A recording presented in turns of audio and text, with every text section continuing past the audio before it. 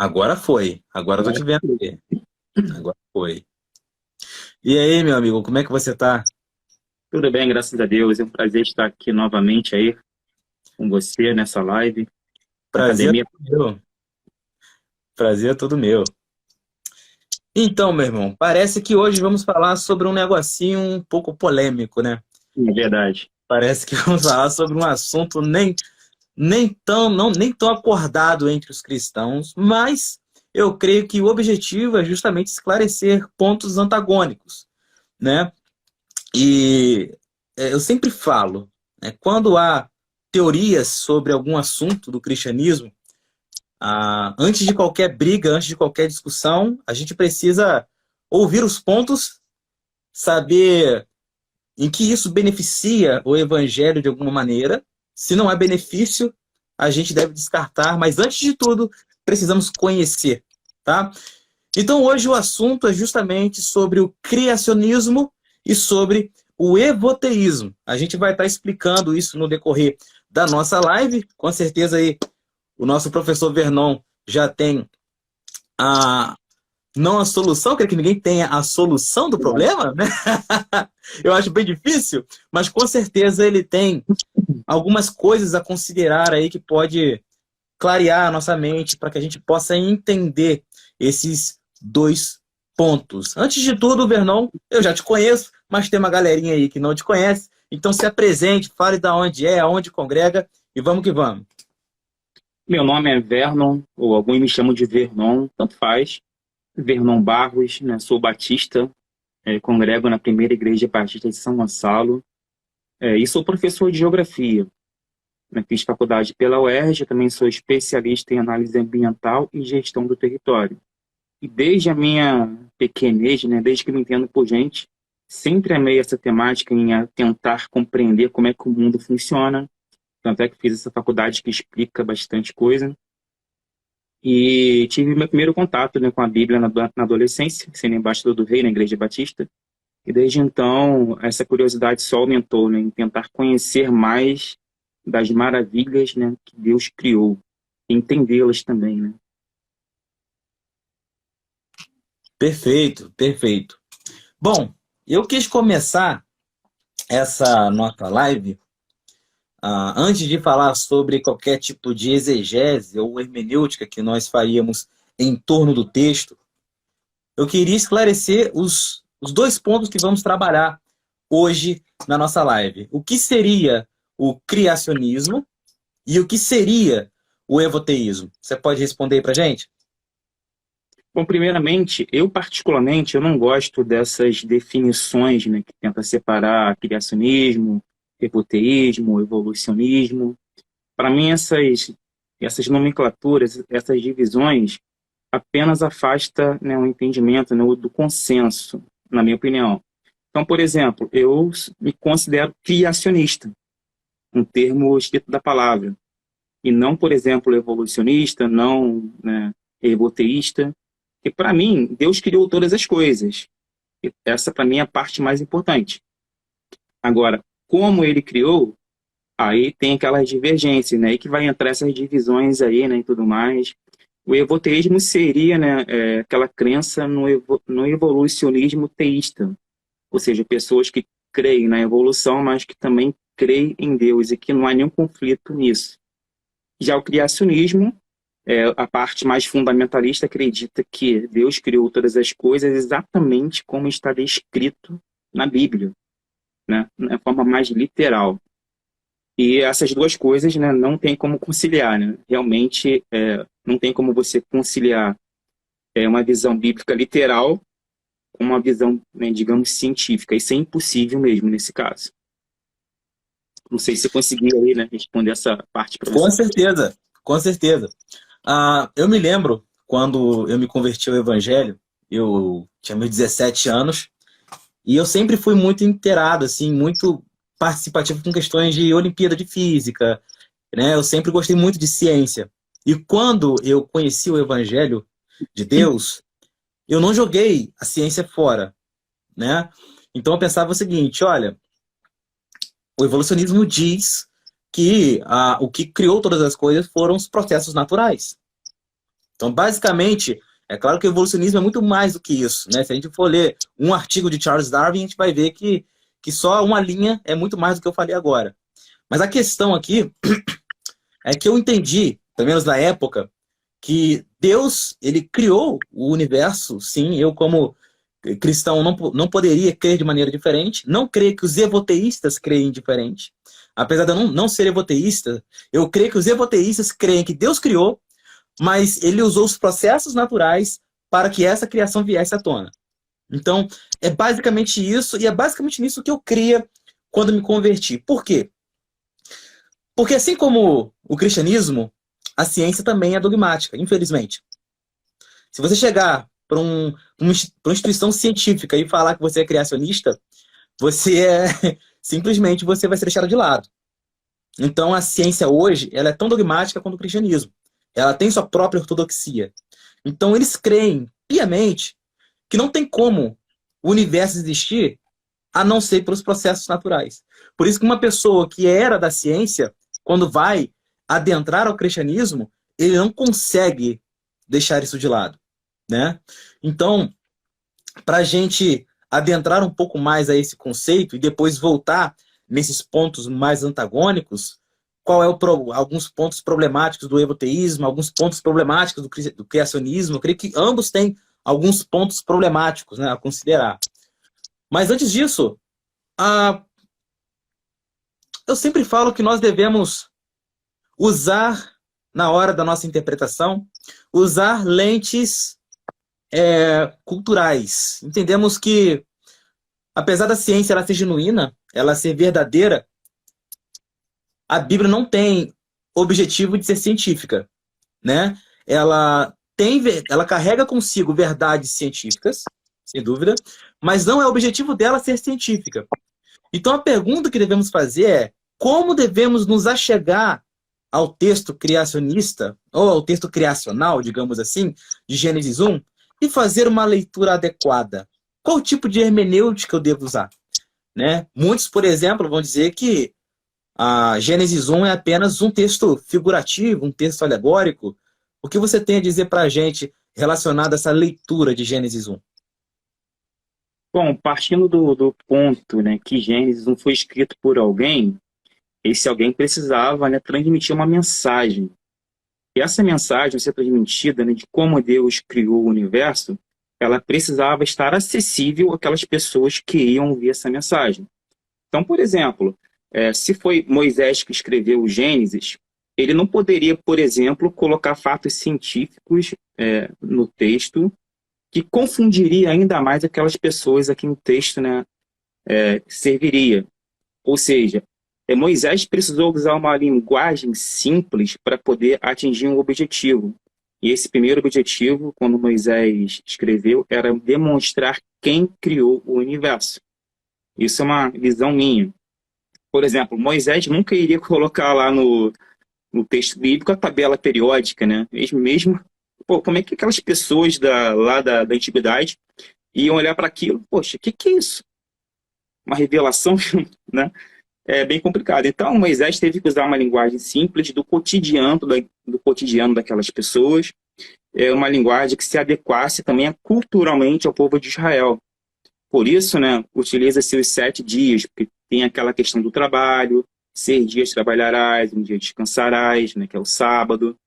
Mas, veja bem, Deus, ele não é humano.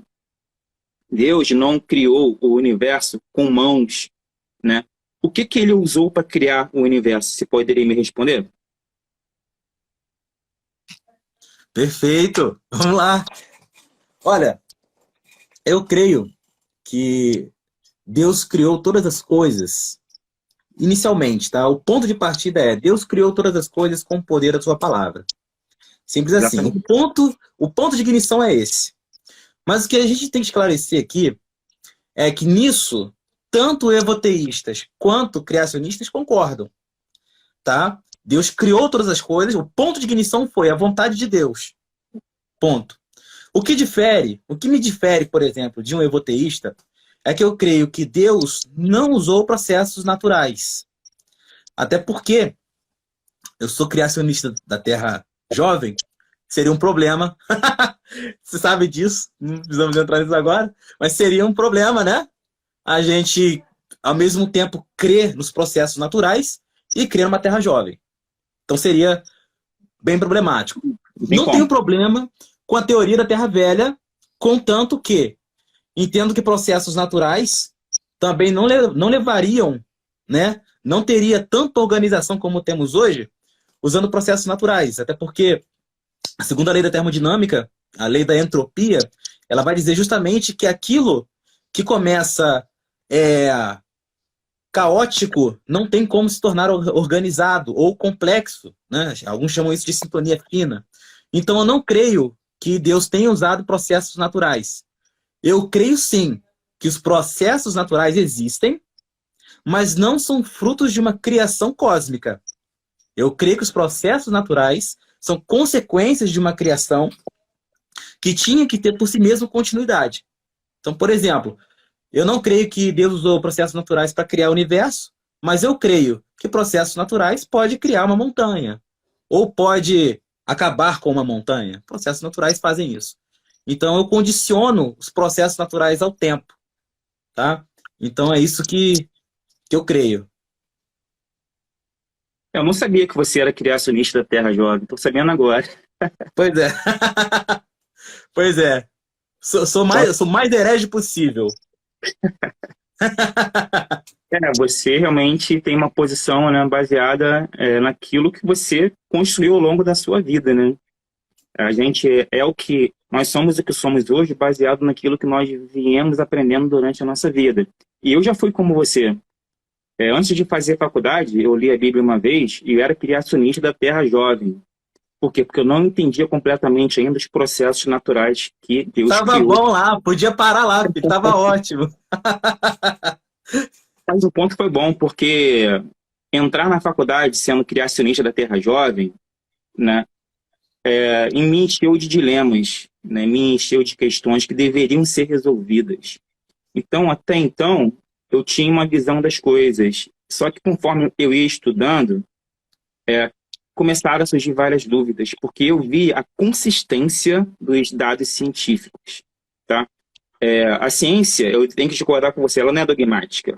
Pode ser dogmática para alguns que utilizam-se para confrontar a religião. Mas a ciência, por si só, ela funciona de acordo com um método científico. Ou seja, se você, por exemplo, vamos supor, alguém lá falou do Big Bang. A teoria do Big Bang é assim, assado. Então, vai vir outras pessoas, vão analisar o que ela falou e vão ou aceitar o que falou ou vão tentar refutar. Mas, para tentar refutar, elas vão ter que criar outros estudos que também serão, né, absorvidos pela comunidade científica, que irão falar alguma coisa também daquele estudo. E assim a ciência ela vai evoluindo, né, evoluindo, sempre com a verificação de pares. Meu problema com o criacionismo da Terra Jovem, que muitos defensores desse criacionismo simplesmente falam que a Terra é jovem, e ponto final, e usam a ciência de forma seletiva. Não vou citar nomes aqui, né, porque não convém ao caso, Mas eu já sei do que você está falando. Pegam a ciência picado, como se fosse um buffet de self-service. E a ciência, ela não é assim, ela deve ser entendida na sua integralidade. Isso é o meu ver, tá? Claro, sim, a pessoa com todo direito, entendeu? Não, eu concordo. Nesse ponto eu concordo. Eu tava lendo um livro, até acabei de ler. Bom, ele tá ali, mas se eu levantar... Tô de short, não vou levantar, não? Tá ótimo. Que a gente é assim, né? Bota uma camisa bonitinha por cima, embaixo fica todo esculhambado. É assim mesmo. Então, livro do Michael Behe. Não sei se você conhece Michael Behe. Então, nesse livro... Né? Oi? Acho que é um microbiologista, né? Isso. E ele vai falar justamente de uma questão que você deve concordar também. Por exemplo, pouca ciência me afasta de Deus. Muita ciência me aproxima dele. Verdade. Então, é basicamente isso que eu creio. Eu creio que existe uma ciência dogmática, como existe um cristianismo dogmático e outros não. Eu não creio, por exemplo, que a minha igreja seja dogmática. Mas existem igrejas que são. A igreja católica, a ortodoxa, ela é dogmática. Outras igrejas talvez não são. A ciência funciona da mesma maneira. Quer ver um exemplo? Eu já enviei um artigo para a Source Science do Canadá, que qualquer pessoa pode mandar artigo para lá. Não precisa ter doutorado em ciência, nada. Qualquer pessoa pode fazer isso. E o meu artigo, ele foi justamente sobre o criacionismo da Terra Jovem. Eu argumentei e tal, usei uma boa bibliografia e tudo mais. Até mesmo argumentos de cientistas que são evolucionistas, mas que veem uma boa argumentação palpável no criacionismo da Terra Jovem, e eles receberam o artigo e mandaram de volta dizendo: seu artigo não está no perfil, não está de acordo com o nosso perfil. Então, assim, não tem jeito. Vai ter instituições que não vai receber nada relacionado a criacionismo. Isso aí é fato, tá? Então, a questão é a seguinte: quando a gente fala sobre o criacionismo da Terra Jovem, e eu era da Terra Velha quando me converti. Quando me converti, eu comecei evoteísta, depois de 2 anos. Aí eu fui fazer minha pós-graduação, entrei para a faculdade, e lá eu me tornei criacionista da Terra Velha e falei assim, ó, agora chega. Não é possível que eu vou virar Terra Jovem. Eu falava assim mesmo, não é possível, não vou virar. Aí, o tempo passou, virei criacionista da Terra Jovem. Tá vendo só? Poderia ter parado lá também, né? Poderia ter parado lá também, né? Mas, infelizmente, não deu. Agora, uma coisa que a gente deve considerar, isso é um fato, é que tanto no ponto evoteísta quanto no ponto criacionista, seja ele qual for, pode ser Terra Velha ou Terra Jovem. Só para explicar ao pessoal aqui, caso algum não esteja entendendo, gente, quando a gente fala de criacionismo, existe 2 tipos de criacionismo, tá? O criacionismo religioso e o criacionismo científico. Nem todo criacionismo é em si religioso. Existe criacionismo científico também, tá? E dentro desses 2 criacionismos, existe o tipo de criacionismo da Terra Velha, aonde a pessoa crê que Deus criou, sim, o universo, mas há muitos milhões de anos atrás. A Terra não é recente, tá? Apesar do texto bíblico mostrar, aparentemente, um texto que denota que tem poucos dias, mas muitos vão argumentar que até dentro do próprio texto, usando a própria etimologia, dá para entender que a Terra tem mais de milhões de anos. E quem crê na Terra Jovem vai ter uma interpretação mais literalista do texto de Gênesis 1. Então, por exemplo, eu quando vejo a palavra Yom, né, que é dia em hebraico, eu interpreto como dia literal. Tem pessoas que são criacionistas da Terra Velha que vai olhar para o termo Yom e interpretar como eras, né? Porque para Deus um dia pode ser 1000 anos ou milhões de anos. Deus não se limita ao nosso tempo. Então, só para explicar a diferença dos criacionismos. Mas é bom a gente enfatizar aqui também, Vernon, alguns pontos fracos que vemos, por exemplo, no evoteísmo. Tá? Como eu disse, eu creio na possibilidade de um cristão ser evoteísta, apesar de eu achar que ele está equivocado. Mas eu vejo como possibilidade. Mas eu creio que há alguns pontos ali teológicos que pode trazer algum prejuízo à centralidade e ao objetivo teológico de Deus no decorrer da história e no decorrer da sua escritura. Você vê algum ponto do evoteísmo que pode prejudicar a nossa compreensão da palavra de Deus? Bom, primeiramente, posso até fazer uma propaganda aqui. Como eu estava falando com você, eu entrei para a faculdade, era criacionista da Terra Jovem. Cheguei lá, fui aprendendo as coisas e surgiu isso aqui. Esse livro, Da Eternidade ao Mais Profundo dos Vales. A geografia que a Bíblia ensina. Uma análise bíblico-geográfica, quando falo geográfica, leia-se científica, tá? Das origens e do universo. Então, esse livro ele surgiu depois daqueles meus dilemas. Então, eu li a Bíblia uma vez, fui para a faculdade, fui confrontado, eu tive vários dilemas, né? Mas eu não perdi a fé, graças a Deus, né? Até porque tinha uma experiência com Deus.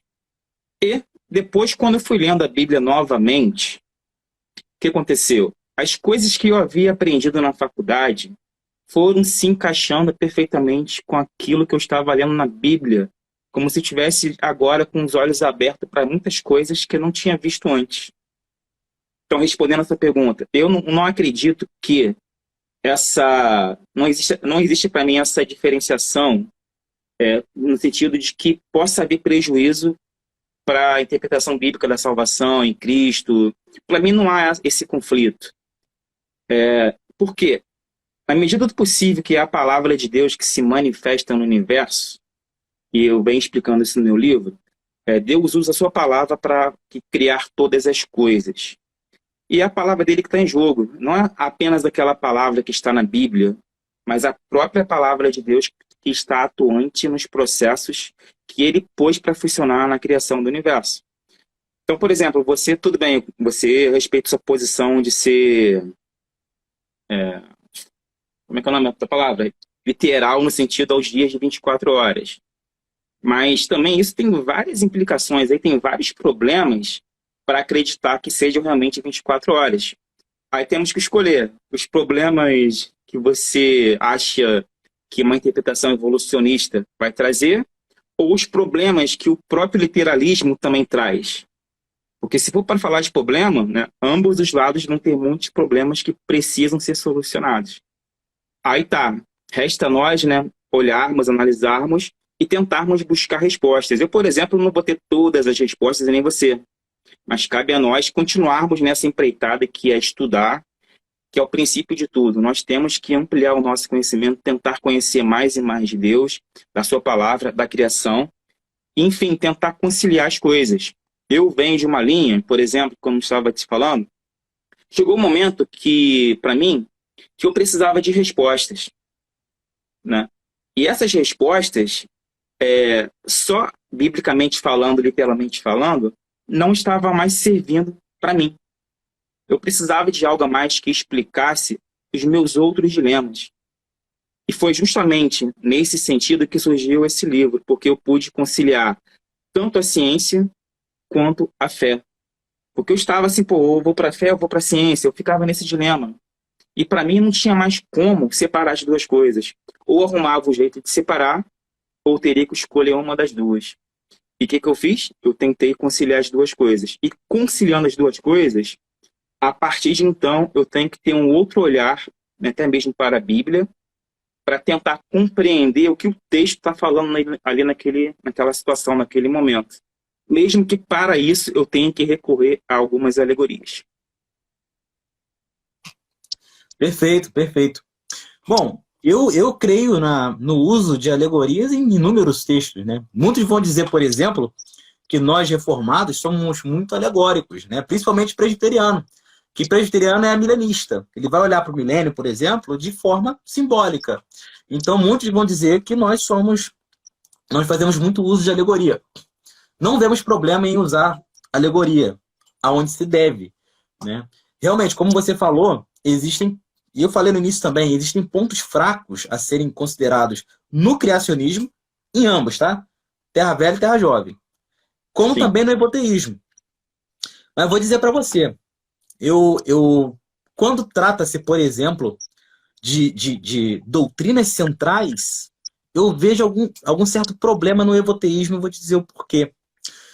Quando a gente fala, por exemplo, de evolução, né, o criacionismo da Terra Velha entende que não houve evolução, não pelos meios naturais, né? O evoteísmo, ele já vai crer na evolução. Então, por exemplo, dentro do criacionismo, dentro da teologia central da palavra de Deus, o primeiro homem foi Adão. O primeiro homem. Isso aí é fato. O primeiro homem foi Adão e a morte só veio em decorrência do pecado de Adão. Certo? Isso aí é uma doutrina central. Olhando para o evoteísmo, uma das principais teorias do evoteísmo é de que Adão, ele não foi o primeiro homem, mas ele foi um homem escolhido entre uma sociedade inteira que já fora formada. Porque para o evolucionismo, o mundo não começou com um homem, mas sim com uma sociedade de 10 mil homens criados, né, de maneira natural. Então, assim, eles vão pegar essa teoria dos 10 mil e falar, olha, Adão foi um desses 10 mil escolhido por Deus, e assim ele começou a iniciar o projeto de Deus, ele e Eva. Então é complicado, até porque para se haver evolução, tem que se haver morte, certo? Para haver vida, tem que morrer para que outra vida seja gerada. A imortalidade até então não existia, não para o evolucionismo. Então, quando o evoteísmo... Interrompendo um pouquinho. Pode falar. A primeira morte do universo foi de quem? primeira morte do universo? Do universo? Foi do Cordeiro, antes da fundação Sim, do boa, lugar. boa, boa. Excelente. Eu ia falar, Adão. Obrigado aí por me corrigir. Muito bem, muito bem. Isso prova que o agir de Deus na história sempre foi estabelecido de maneira eterna. Ele não está condicionado ao tempo, né? Entendemos que Exatamente. Jesus morreu há 2000 anos atrás na história, mas biblicamente ele morreu antes da fundação do mundo, né? Obrigado por me lembrar disso. Agora, é interessante essa dificuldade do evoteísta, porque se a gente entender essa característica e falar, poxa, Adão foi um dos homens tirado ali, né? E entender que o processo natural já existia, eu tenho que entender que Adão não foi o primeiro a morrer, né? E Eu nem o entendo, primeiro a existir. Então é um problema que acaba afetando, com certeza, até mesmo a história que a Bíblia vem contar, aonde eu diz que Adão foi compreendo o primeiro homem. perfeitamente eu compreendo perfeitamente, desculpa te interromper, esse teu dilema, porque é um dilema, né? É uma dificuldade. É uma dificuldade para a qual precisamos arrumar uma resposta. Eu mesmo não tenho essa resposta para te dar, né? Mas, ao mesmo tempo, eu posso pelo menos garantir, por tudo aquilo que eu estudei, tudo aquilo que eu conheço, por exemplo, que, por exemplo, a ciência, ela não vem contra o evangelho, ela não vai contra Deus. Pelo contrário, a ciência revela o agir de Deus na criação, revela como Deus criou todas as coisas, né? Porque, para mim, uma coisa que eu acho muito importante, isso eu vou explorar muito no meu livro, se refere às leis criadas por Deus. E, para mim, essas leis são invioláveis. E Deus, mesmo lá em Jeremias 33, se não me engano, fala exatamente isso. Essas minhas leis são invioláveis. Estou falando com minhas palavras, tá? Se por acaso elas forem violáveis, é a mesma coisa que se a salvação não tivesse mais efeito. A salvação dada a nós pelo povo, né? Através do povo de Israel.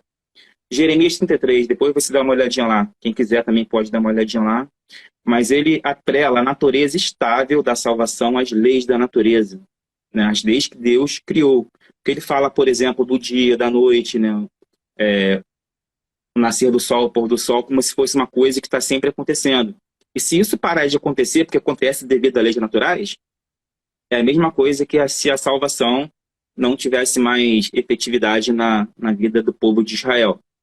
Então, para mim, e é o que eu venho primeiramente abordando no meu livro, por exemplo, é as pessoas entenderem que existem leis.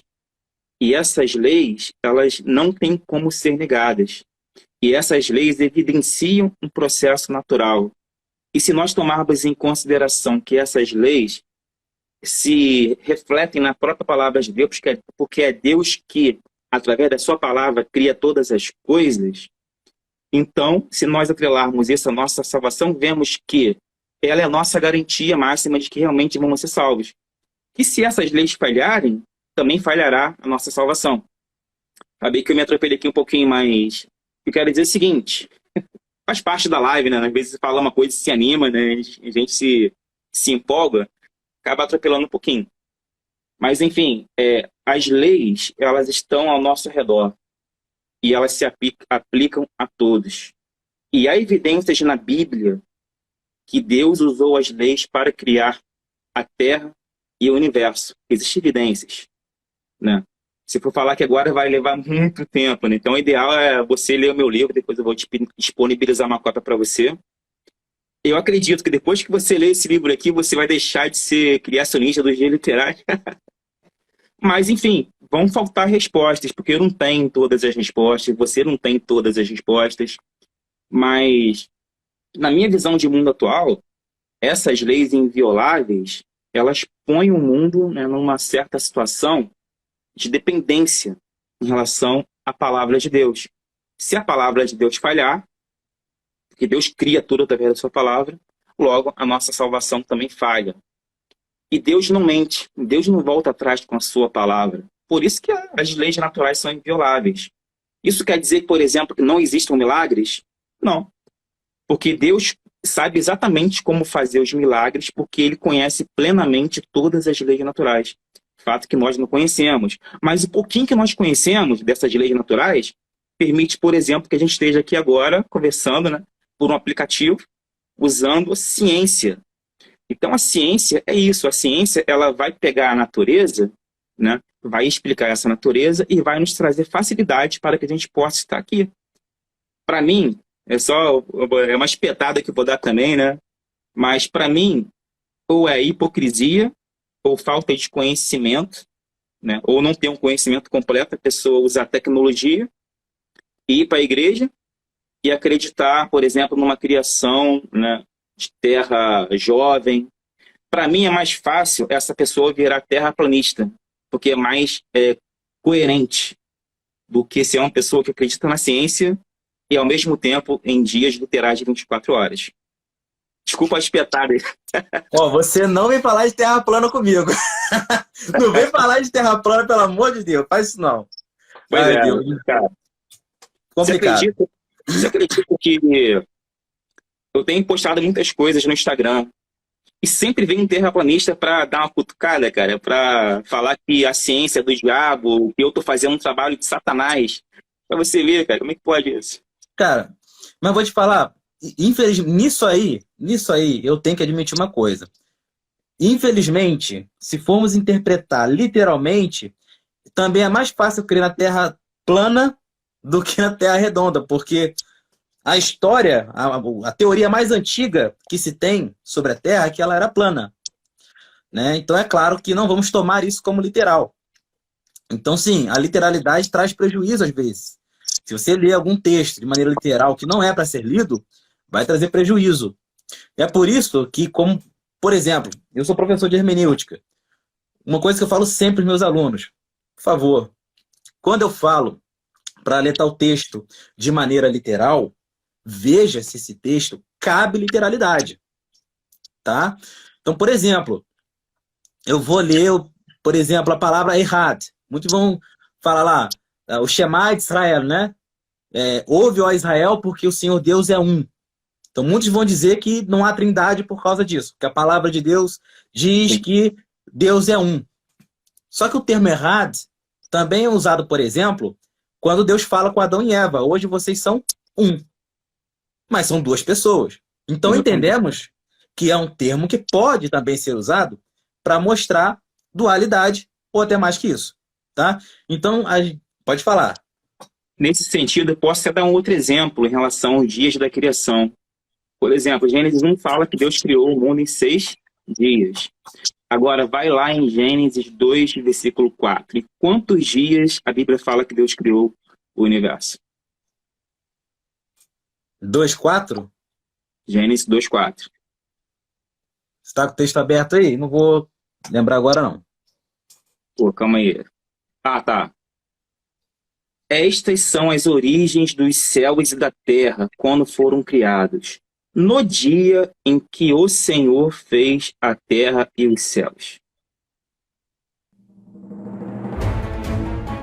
Podcast Exegese e Exposição. Exegese on demand para você.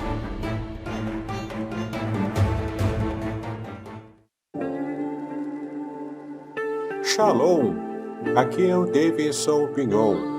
Eu ajudo pastores e líderes cristãos a fazer estudos bíblicos na igreja sem ter problemas com interpretações bíblicas erradas. Então, se você está pensando em compreender a sua Bíblia com segurança, não deixe de assistir a mais conteúdos como este aqui neste canal.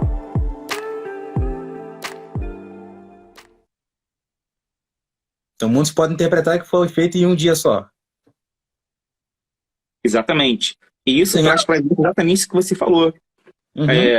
O pastor Davidson, nosso amigo em comum, né?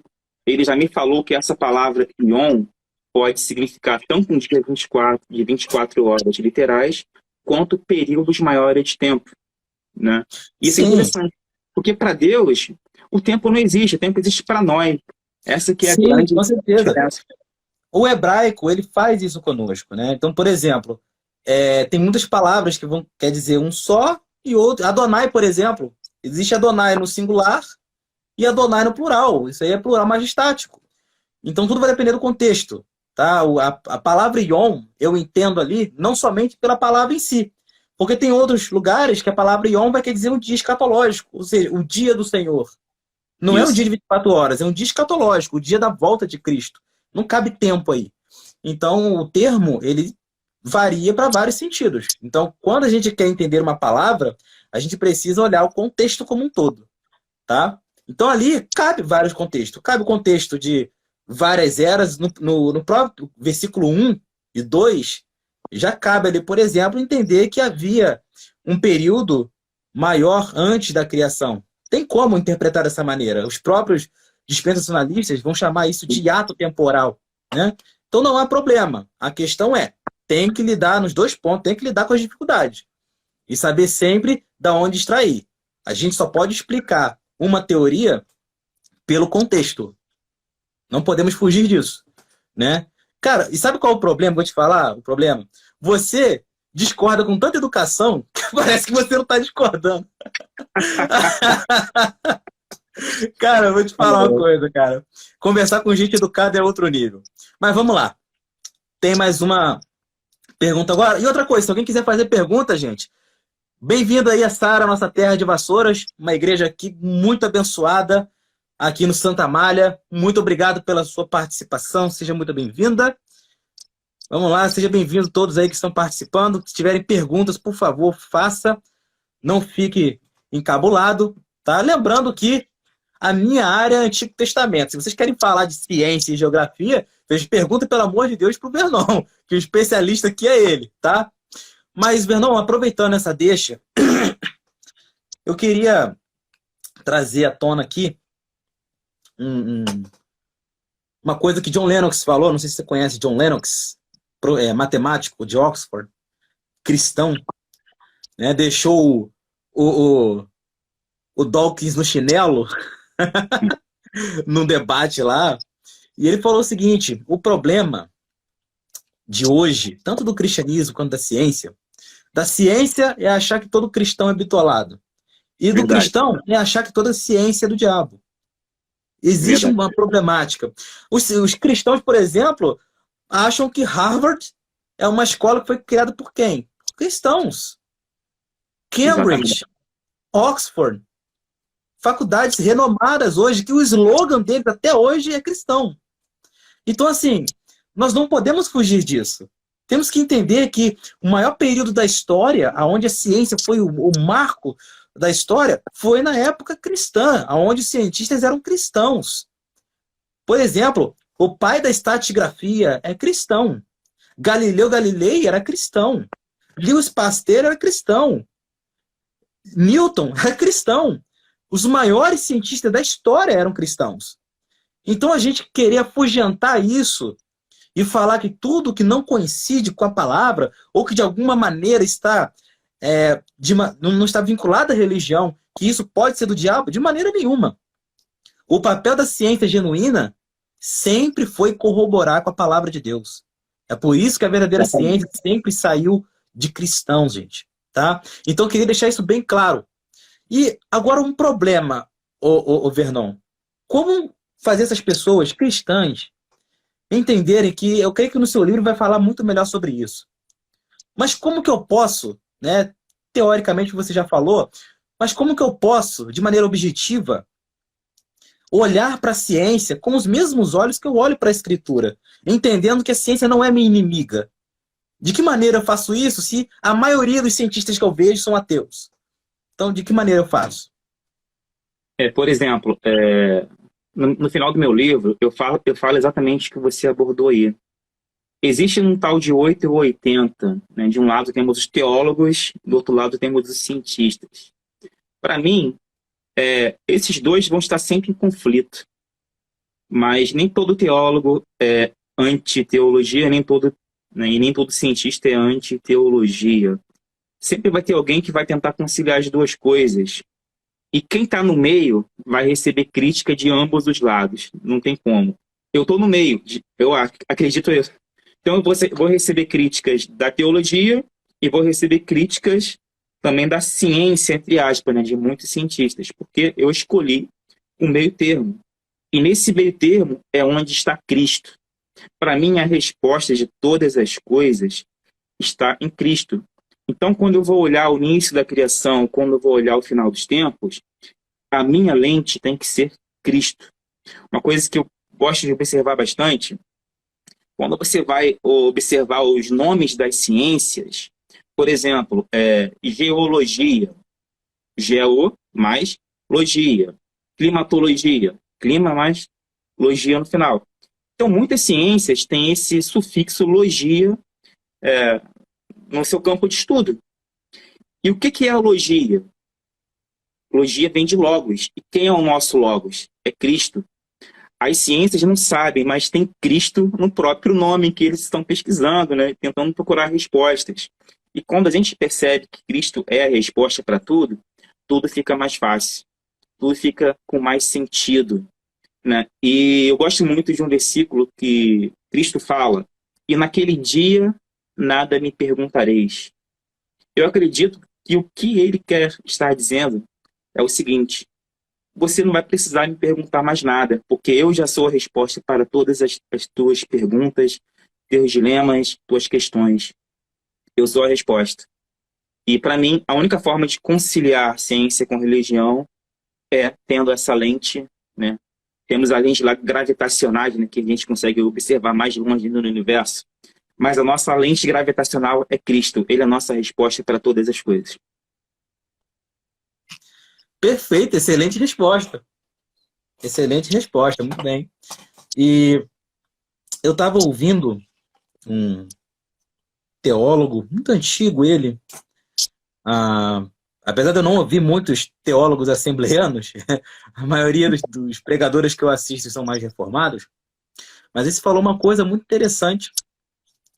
Ele falou que tudo que a gente olha, tudo que a gente vê, e ele usou justamente o telescópio Hubble, né, para usar como analogia. Foi exatamente o que você falou. Nós precisamos de uma lente para olhar todas as coisas, né? É nisso que chamamos de cosmovisão cristológica. Qual é a cosmovisão cristológica? Olhar para todas as coisas de maneira como Cristo olharia.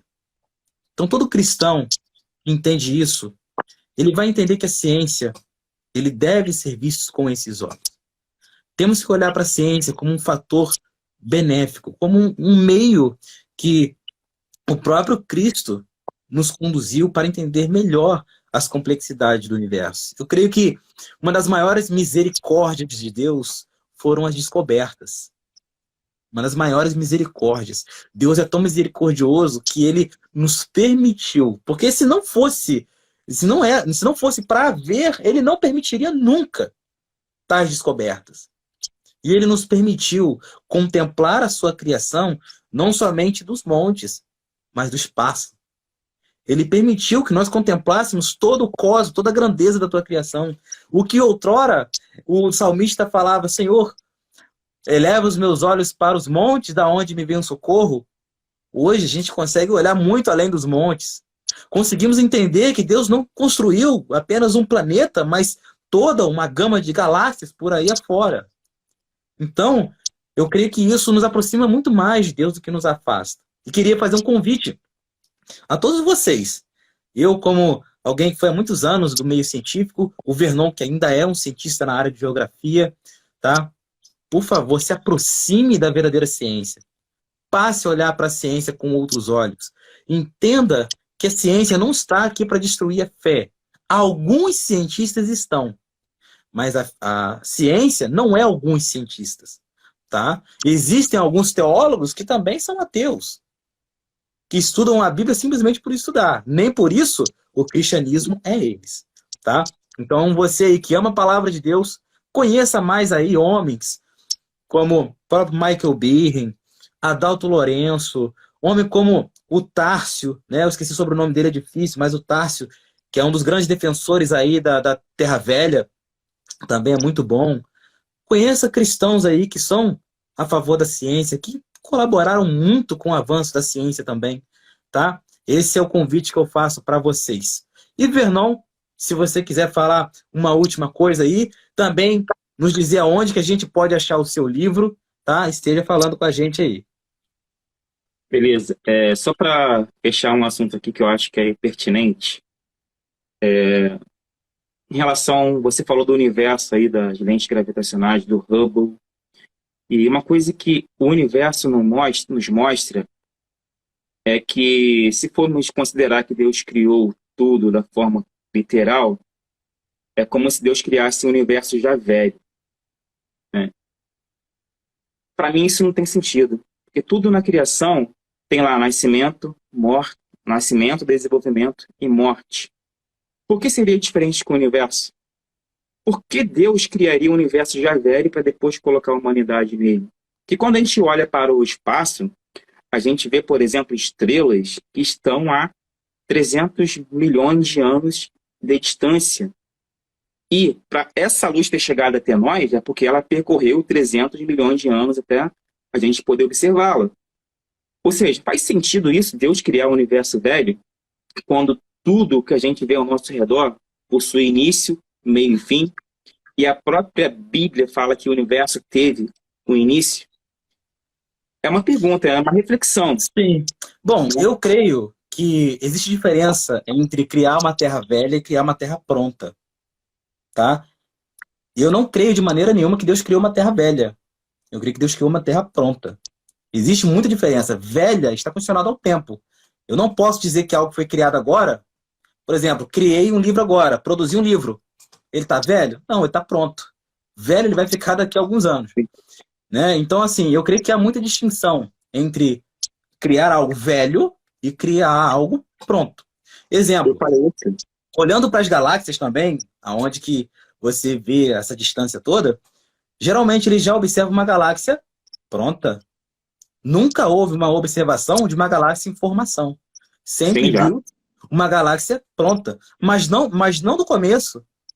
É aí que A tá. gente consegue, não exatamente galáxias, mas a gente consegue observar, por exemplo, sistemas solares em sua fase inicial.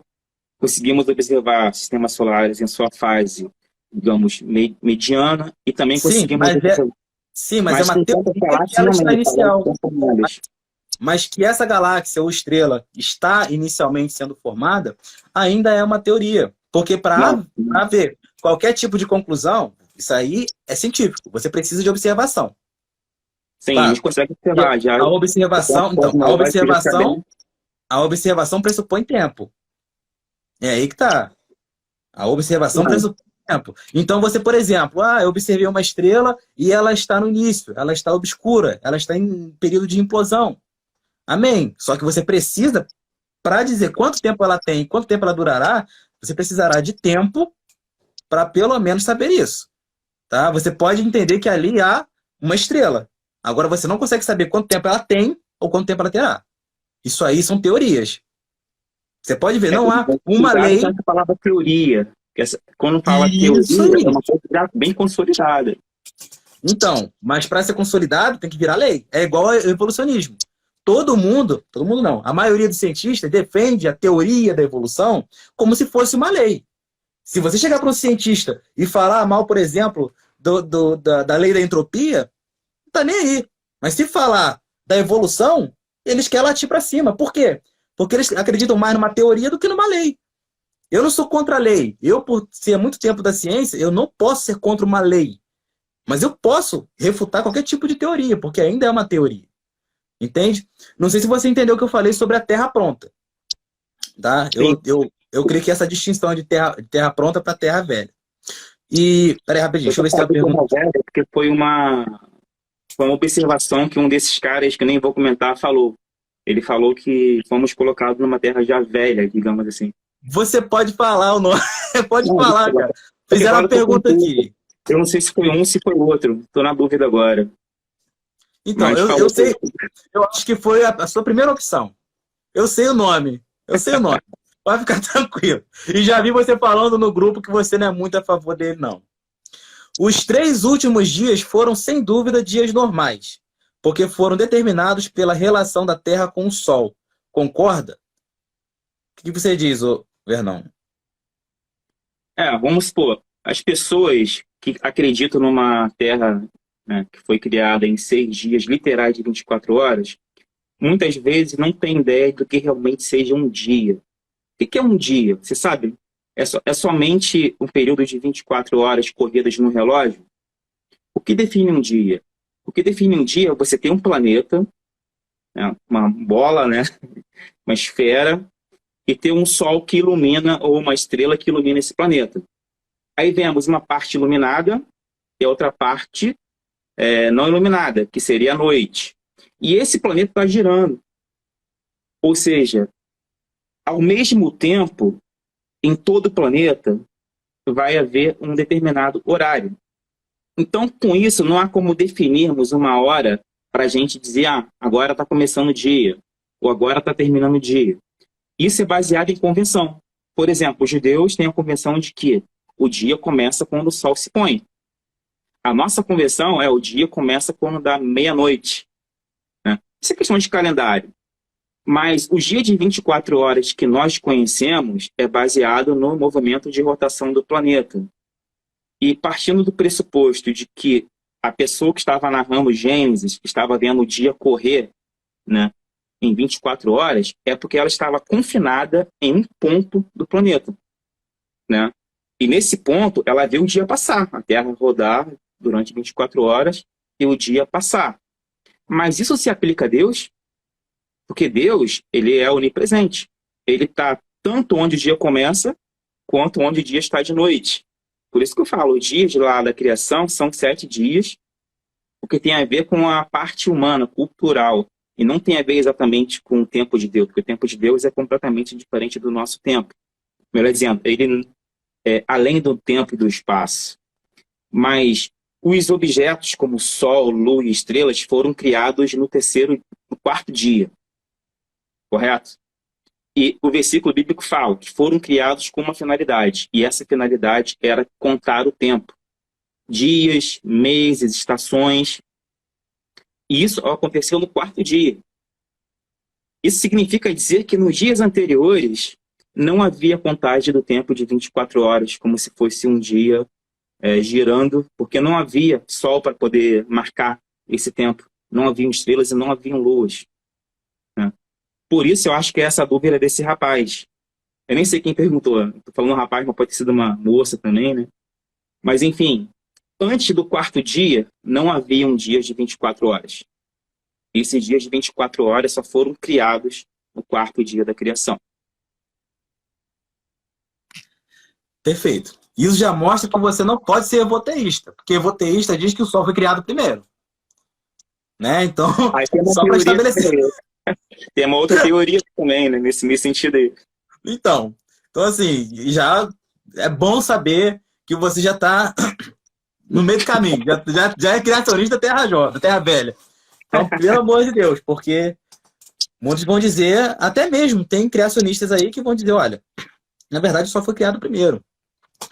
O que eu creio, por exemplo, muitos me perguntam, por exemplo, poxa, se lá no versículo 1, né, Bereshit bara Elohim, ele Hashamai ve'etz haaretz, no segundo dia, já vai falar sobre, o segundo versículo fala sobre luz.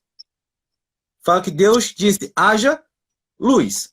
E muitos questionam, poxa, se o sol foi criado no quarto dia, que era essa luz que tinha ali no verso 2 e 3? Muitas pessoas se perguntam. Alguns, com um olhar mais científico, vai afirmar que não precisa do sol para ver luz, porque existe uma luz cósmica. Não sei se você sabe. Existe uma luz cósmica. Então, luz não pressupõe sol. Existe uma luz cósmica que é independente do sol. Outras pessoas já vão olhar com um olhar mais teológico, que é o meu caso, por exemplo.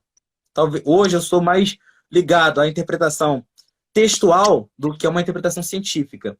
Então, eu vou olhar, por exemplo, que era muito comum nos textos antigos eles narrarem sem nenhum tipo de condicionamento cronológico.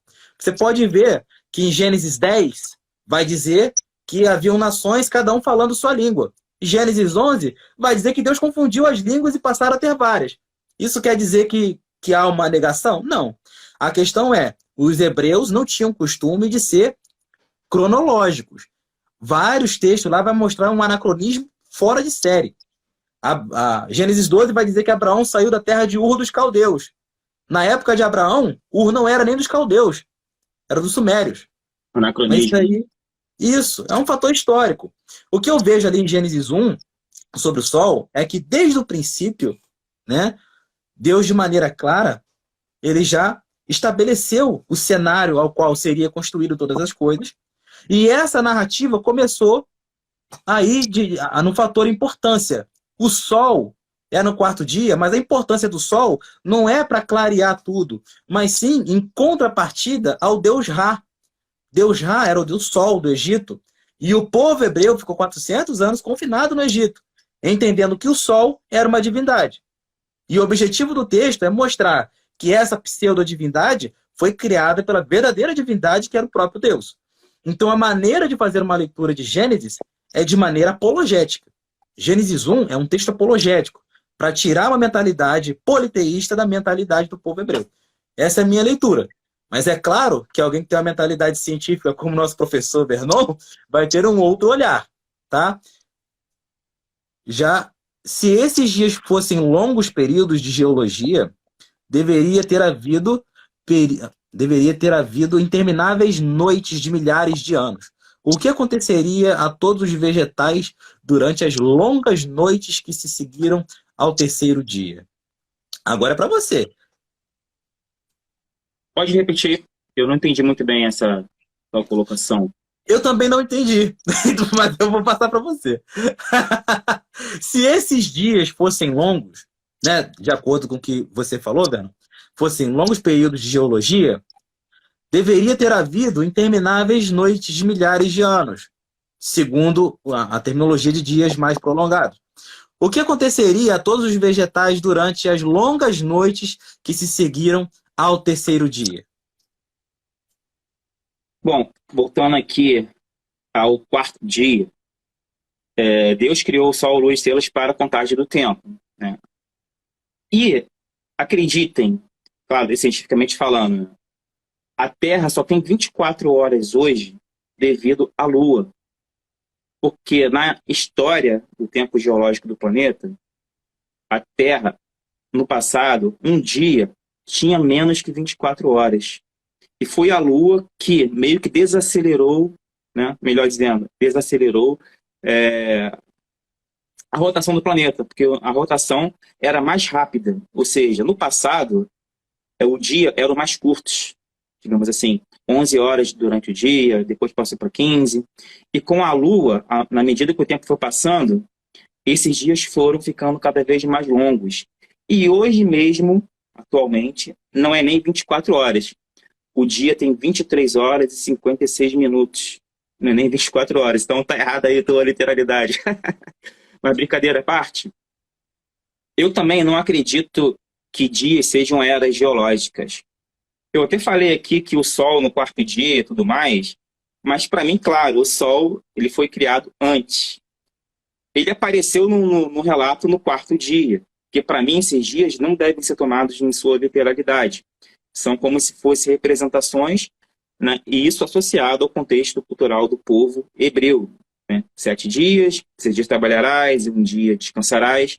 Então era importante que se passasse uma mensagem que Deus trabalhou, assim o homem também deveria trabalhar e descansar no 7º dia. E Deus trabalhou e continuou trabalhando, né? Cristo atestou isso em suas falas no Novo Testamento. Em relação a essas eras geológicas, para mim, elas não são definidas pelo dia da criação. Para mim, como Deus é o Senhor do tempo, né? Como Deus faz a sua criação de maneira... Só Ele sabe como Ele fez a criação. Mas eu queria ler para vocês rapidamente, antes que o nosso tempo, que já acabou o nosso tempo, né? Eu quero ler com vocês... Pode ficar à vontade, pode ficar à vontade. Não tem pressa não.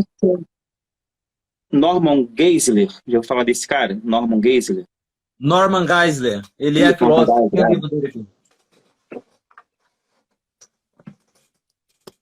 Beleza. Esse cara também é um sensacional, ele tem umas sacadas muito interessantes. Então, vou ler aqui um texto do livro dele, fala assim: porque se Deus é simples, os seus pensamentos não são sequenciais, mas simultâneos. De modo contrário, se Deus não é simples, então ele pode pensar com sucessão temporal. Quem faz isso, pensar com sucessão temporal, somos nós. A gente pensa, né? Pensamento sequencial, Deus não. Continuando. E como alguns têm mostrado, se Deus é temporal, então também ele é espacial. Aliás, um Deus assim seria mesmo material. E se Deus é limitado às esferas temporal e espacial, ele não pode pensar mais rápido que a velocidade da luz. Assim, ele não seria nem mesmo capaz de conhecer a totalidade do universo em um determinado instante, para não falar no conhecimento infalível do futuro. Além do mais, se Deus é limitado, ele está sujeito à desordem e à lei da entropia. Isto é, sua energia utilizável está diminuindo. Assim, em última instância, Deus seria exaurido. Ele até usa um eufemismo aqui, né? Falando que Deus seria exaurido, quando na verdade Deus morreria. Se Deus fosse sequencial, se Deus fosse etapa após etapa, processo após processo. Para mim, Deus, quando criou o universo, ele não criou o universo em etapas, em dias, por exemplo. A criação de Deus é simultânea, porque Deus, ele está fora do espaço, tempo, matéria. Então, quando ele criou de forma simultânea, através da sua palavra. O que dá para nós esse sequenciamento é a nossa limitação temporal e a própria atuação das leis do universo, né, que dá esse caráter mais sucessivo. Então, para mim, essas eras geológicas também não fazem sentido se for compará-las com os dias do Gênesis, mas sim como se fosse uma coisa mais, digamos, fora do tempo e do espaço, como se Deus criasse tudo de maneira simultânea, assim como ele pensa simultaneamente também, não sequencialmente. Perfeito. Então, pelo que eu entendi, a sua posição é mesmo que Agostinho de Hipona. Agostinho de Hipona, ele tinha esse pensamento de que o autor secundário, que é Moisés, ele nos trouxe esse texto de maneira humana para que coubesse na nossa limitação e no nosso intelecto. Mas Deus construiu tudo de maneira... Ele usa não simultânea, ele usa instantânea. Né? Deus construiu tudo de maneira instantânea. Filosoficamente tem cabimento, porque os filósofos patrísticos, muitos deles criam dessa maneira. É claro que esse posicionamento, depois Agostinho vai voltar atrás, né, no seu livro, Retratações de Agostinho, porque realmente Agostinho ele via o texto da criação de maneira muito alegórica. Ele colocava cada etapa da criação aplicando isso para a igreja, mas entendia que foi criado tudo instantaneamente, né? Então ele pensava assim também. A sua mente voltada a isso, o Vernon, é mais filosófica do que científica, tá? Porque se for olhar a parâmetros científicos, até o período de Planck, por exemplo, durou bilhões de anos. Então, segundo o que você pensa, é uma mentalidade mais filosófica, pelo que eu estou vendo aqui. Tô certo? Pode-se dizer que sim. Mas também é o modo como eu tento ver Deus, né? Porque, por exemplo, para mim, é mais fácil dizer o que Deus não é do que o que Deus é, né? Porque Deus é maravilhoso. Em Êxodo 29:11, desculpa te interromper, Vernon, é que ele parece que perguntando de novo. Em Êxodo 29:11, é o decálogo, né? Israel recebe a ordem de trabalhar 6 dias, porque o Senhor fez os céus e a terra em 6 dias. Isso parece indicar que a palavra dia deve ser compreendida no sentido comum, ou seja, no sentido literal. Você concorda com isso? Não, porque então seria uma contradição com o próprio texto do Gênesis, ao meu ver. Porque o dia literal, ele não acontece no primeiro dia, nem no segundo. Para mim, na minha opinião, são no quarto. Porque o sol, a luz e as estrelas foram criados no quarto dia. E para mim, essa questão de dia literal de 24 horas é prender Deus numa dimensão temporal. Os dias foram criados para o homem, como o próprio Cristo falou. Deus criou o sábado para o homem, e não o homem para ser servo do sábado. Então, na minha concepção, como eu estava dizendo, Deus, ele não é homem. Então é mais fácil você falar que Deus não é, do que ele realmente é. Então, por exemplo, Deus não é homem, Deus não é mentiroso, Deus não é incoerente. Então tem uma série de coisas que Deus não é, que dá para a gente ter uma ideia, né, de como ele usa esses seus atributos para criar o universo. E uma coisa que Deus não é temporal. nem espacial. Ele está fora de tudo isso. Isso, a meu ver, tá? Você pode até falar que também essa é filosofia, mas se eu acreditar que Deus está dentro do universo, uma hora Deus vai morrer. Porque tudo dentro do universo é matéria, está preso ao tempo e ao espaço. Tanto é que Jesus, né, o que ele fez? Ele saiu da eternidade, digamos, se inferiorizou, né, como está lá, acho que em Efésios, né, como ele humilhou-se a si mesmo, Filipenses. tomou a forma de um homem. Ou seja, o Deus eterno se tornou matéria, carne, ossos, elementos químicos, sangue. Ou seja, para mim, não foi a morte de Cristo, digamos assim, o ato mais humilhante dele, mas o fato dele ter se saído do céu e ter se tornado parte do universo, digamos assim, para criar essa ponte entre o nosso universo e a eternidade. Perfeito, perfeito. Em relação à filosofia, eu também gosto muito de G.K. Chesterton, né? G.K. Chesterton era um apologeta católico e ele falava uma coisa muito interessante, apesar dele não ser perito em teologia, né? Ele era muito melhor como filósofo. Mas ele falava uma coisa interessante: todas as coisas que eu contemplo foram criadas por Deus de maneira instantânea. Nisso eu entendo. Por exemplo, Deus criou exatamente todas as coisas na mentalidade dele instantaneamente. Deus é eterno. Por exemplo, eu conheço o meu fim, eu conheço que vai vir um anticristo, que vai vir uma besta que sai do mar, um falso profeta, eu creio nisso, mas Deus não precisou ler Apocalipse para entender. Exatamente. Deus, na eternidade, já fundou todas as coisas. O que eu creio é que de maneira visível, as coisas levaram um certo tempo para serem feitas. Mas Deus criou todas as coisas de maneira instantânea. Não somente a criação, mas o fim dela. Exatamente. Então, devido a Deus não estar condicionado ao tempo, na mentalidade dele tudo foi criado e tudo já acabou. Deus sabe disso. Para a gente, que a gente ainda está limitado a isso. Então eu creio que quando algo passa para o plano material, aquilo acaba sendo condicionado ao tempo. E Gênesis 1, o Rony está gostando de você, hein? Gênesis 1 parece nos cingir a uma interpretação literal, com a sua repetição houve tarde e manhã. Sim, né? Concordo contigo, boa colocação, né? Onde vai usar o termo Voker, né? Manhã, e Erev, que é tarde. Vamos lá. E todos os dias tiveram somente uma tarde e uma manhã. Concorda? Vou passar para você. Minha área aqui é hebraico e Antigo Testamento. Então vai lá, responde ele. Vou ler aqui um trechinho aqui do meu livro. O relato da criação foi escrito de uma perspectiva humana, pois os dias não se aplicam a Deus, e sim aos homens.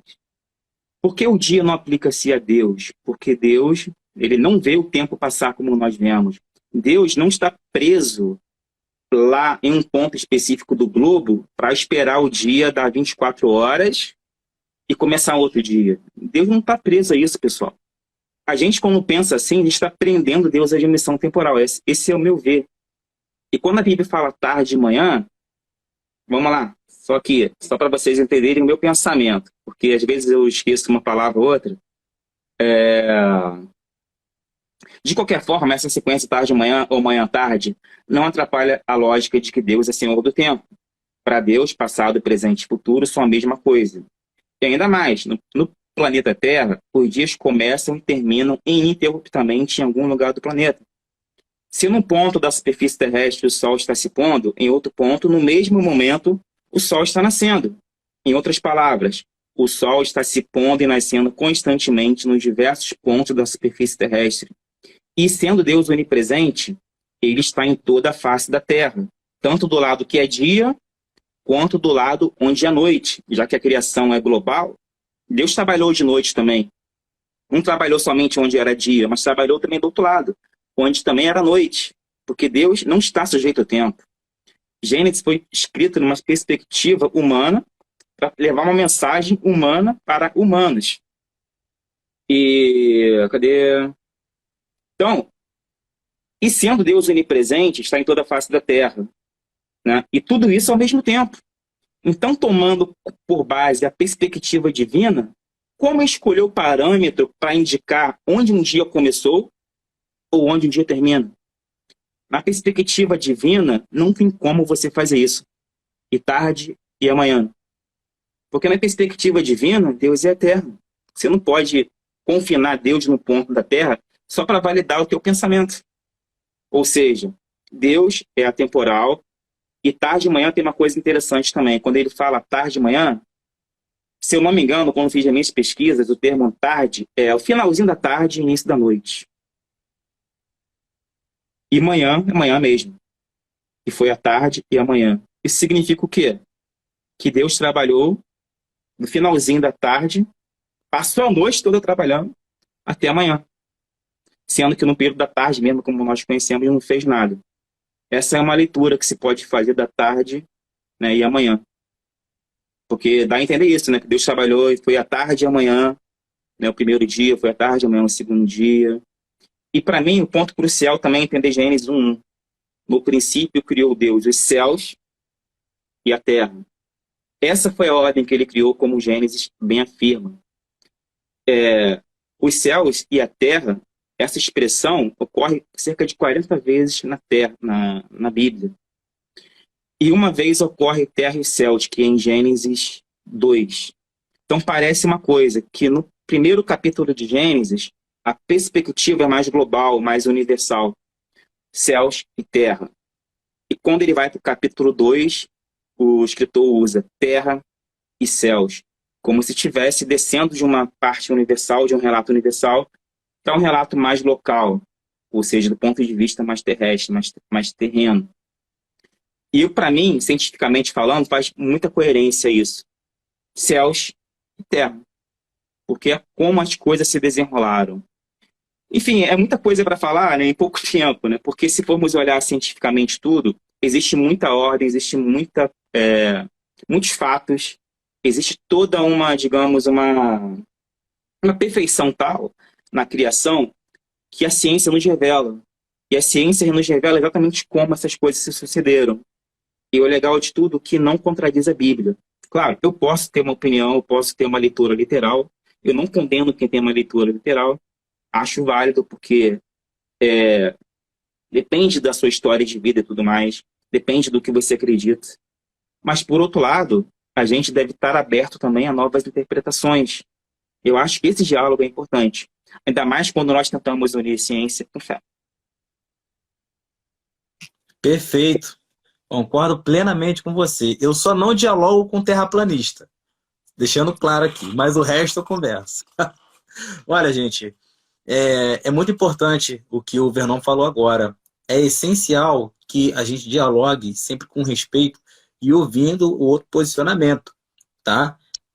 Eu, por exemplo, tenho meus posicionamentos. Sou calvinista, né? Eu sou continuista. Entendo que a maioria dos presbiterianos são sensacionistas, mas não é por isso que eu vou ser um. Eu tenho que ter a minha independência interpretativa, tá? Mas eu tenho que estar aberto a ouvir o outro, tá? Então é isso que acaba nos ensinando mais. Rony, eu te agradeço aí, o rapaz que perguntou, te agradeço por perguntar. Obrigado aí por sempre ser respeitoso, né? Por não ter nenhuma pergunta tendenciosa. Muito obrigado por isso. Vernon, não sei nem como te agradecer também. Você sabe que eu gosto de conversar contigo. De vez em quando eu pentelho também ele aí no WhatsApp. Espero que façamos uma nova live também. Vou ver se eu chamo o... Cara, eu tô querendo fazer com o pastor Rafael. O pastor Rafael, ele foi mentor do pastor Davidson. Foi mentor acadêmico dele e acaba sendo meu também, né? Que eu tô fazendo estágio lá. Então, meu irmão, muito obrigado.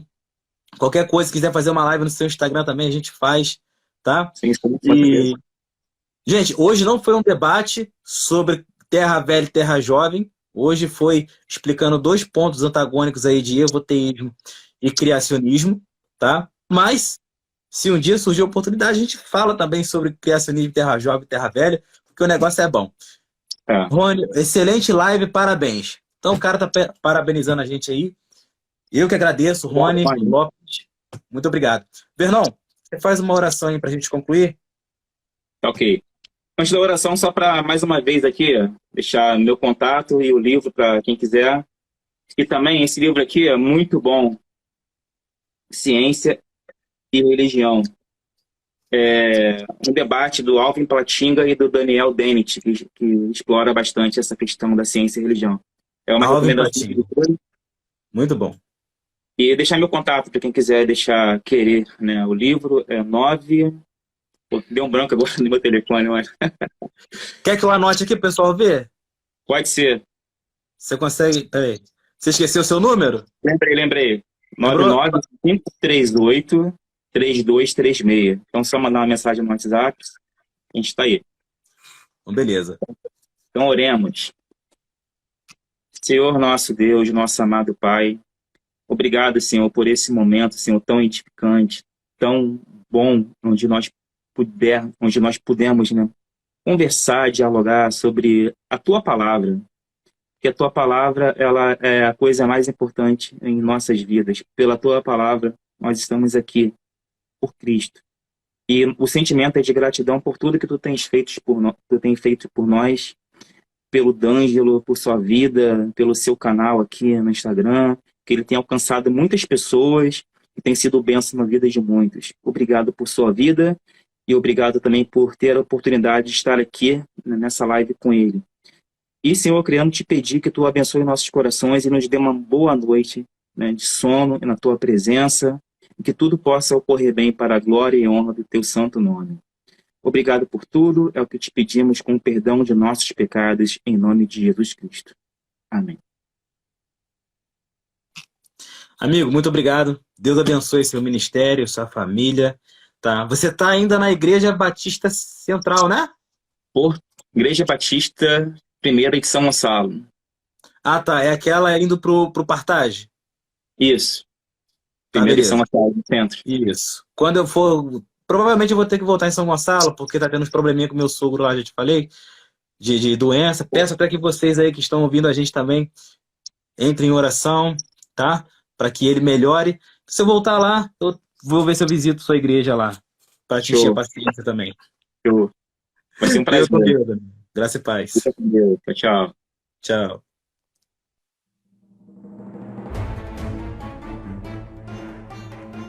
Muito bem, agora o que eu gostaria de ver é a sua participação. Entre em contato comigo, compartilhe a sua experiência comigo e quem sabe até se você enviar em formato de áudio, eu possa aproveitar a sua experiência para apresentar no próximo episódio do podcast Exegese e Exposição. Eu sou Davidson Pinhon e eu ajudo pastores e líderes cristãos a fazer estudos bíblicos da igreja, sem terem problemas com interpretações erradas. Se você então está pensando em compreender a sua Bíblia com segurança, não deixe de assistir a mais episódios como este aqui. Então, assine o canal, acione o sininho, curta, comente e também compartilhe. Ajude-me a ampliar o alcance com estudos bíblicos de qualidade na internet. Que Deus abençoe os seus estudos, paz e bênção sobre a sua vida.